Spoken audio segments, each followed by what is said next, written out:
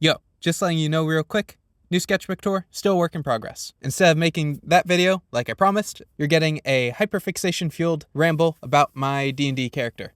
Okay, thanks, bye. Like and subscribe if you think it's good, because that helps me out. Okay, bye. And speed paint time.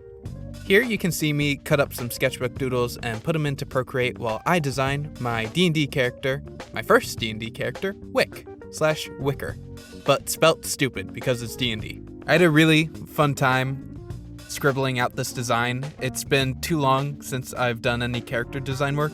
I have a lot of characters in my book that my main trio of OCs are from, but I have really only designed the trio and like one or two other characters, but they're not solidified.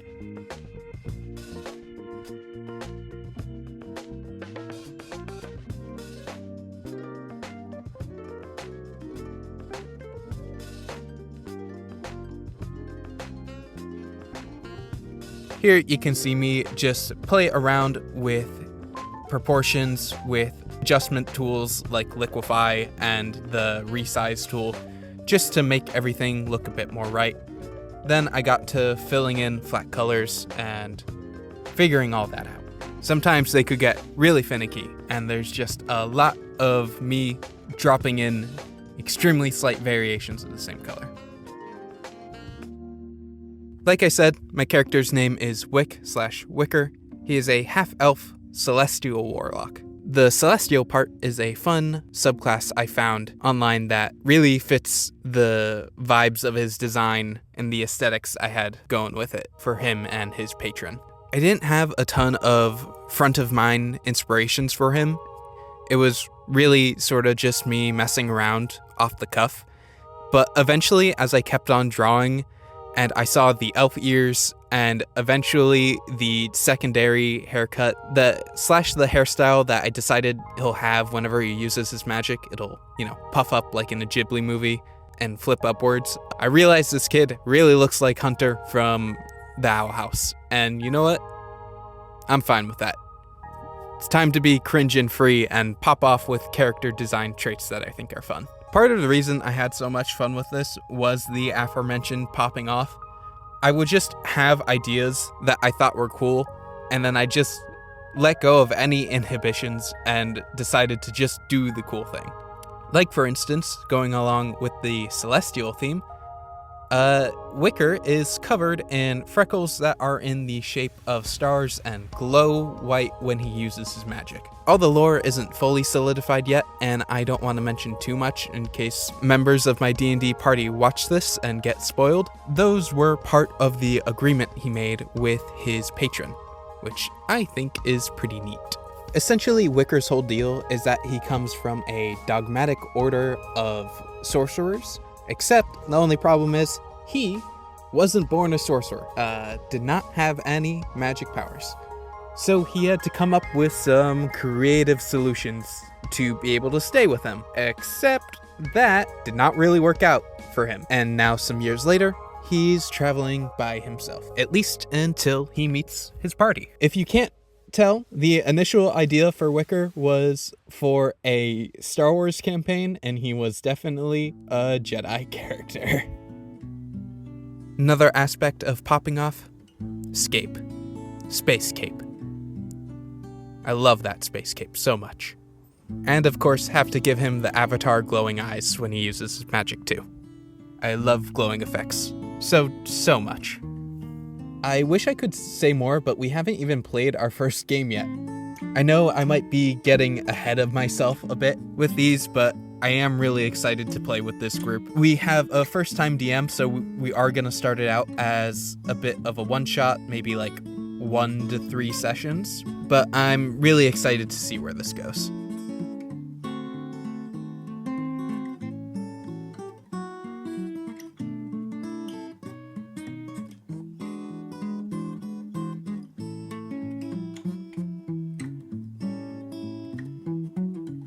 And luckily, since I had so much fun with this wasn't the only bit of design work I got to do for the campaign. Another one of our party members, Juan, was having some trouble with their character design, and so they had me help them out. I want to preface this by saying I think their original design idea was really good, and a lot of this was just me iterating on what they already had down on the page. So you should go check them out. This is the rat. Go follow them on Twitter, especially if you like Korra or Avatar. But yeah, this is their character, Saja. I also accidentally had a little bit of influence with the name too, just because they were thinking about naming their character Sasha, but wanted it to sound a bit more D&D-like. And continuing with the Star Wars theme, I had watched some Star Wars hotel videos, specifically Jenny Nicholson's. At that hotel, there was a niche character/group called the Saja, but instead of S-A-J-A, Saja, the D&D character, is S-A-H-J-A. So again, a name that already exists, but a little bit more D&D-ified.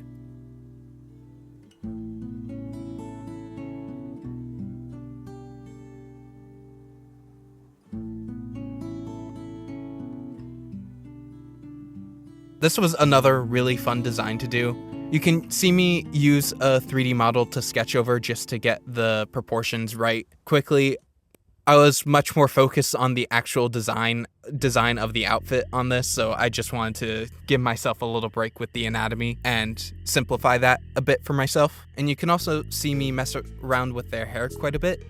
Juan wasn't sure if they wanted the hair to be longer or shorter, so I was giving some design options. And we ended off saying that the shorter hair would be their backstory / earlier in life design. It was also really interesting tackling a armored character. Saja is a half-elf, half-orc paladin, and although I know some details on the backstory, I don't know all of it, because obviously we're trying to keep that secret from each other so we can discover it in-game. But since they are a paladin, obviously they gotta have armor, except the only problem is I don't know how to draw armor, at least not very well. I do think I pulled it off pretty good here, I just didn't go with full plate.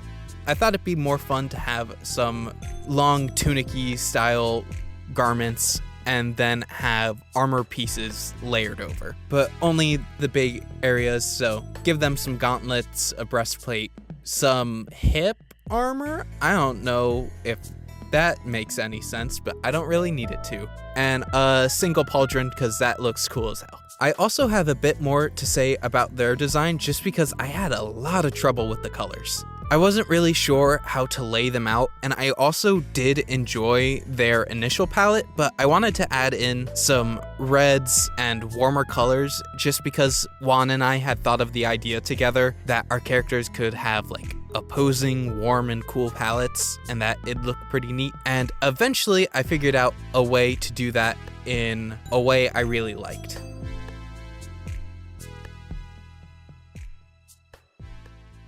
Eventually, I started adding in more embroidery to their tunic. You could see earlier that I put some Breath of the Wild Link designs in as reference, and I was very inspired by that. The design itself was just looking a little plain, and it needed some zhuzhing, and for some reason, just adding in a bit of embroidery on the red tunic really brought the whole thing together.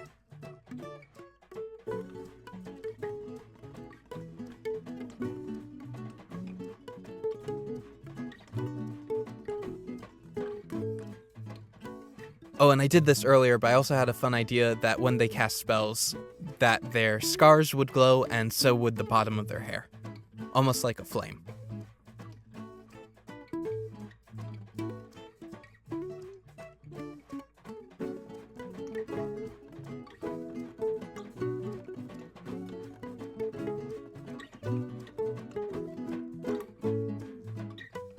Eventually I decided that Saja's colors needed to be a bit more saturated, and so you could see a little teeny tiny version next to the final design where I just turned up the saturation by 10%. But yeah, that is Wicker and Saja. Also a surprise extra doodle of the whole party together.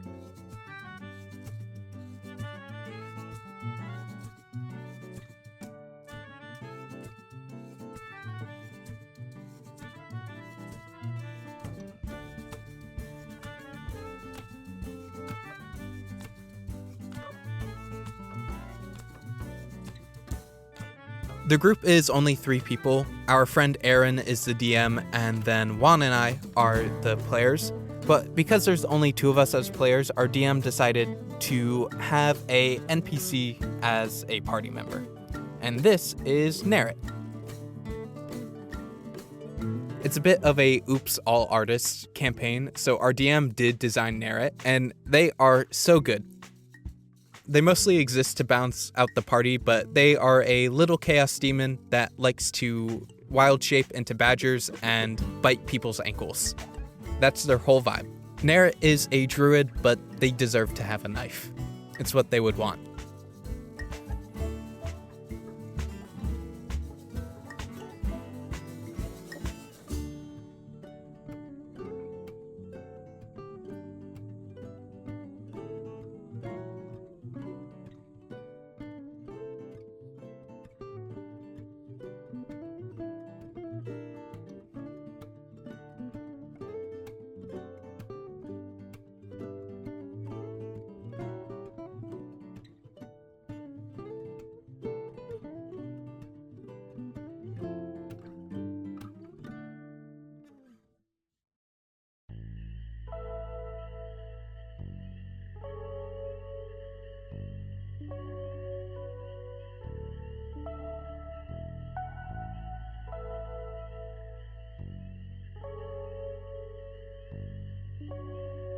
Also, yes, for Wick's pose, I did reference a "let's take ibuprofen together" meme.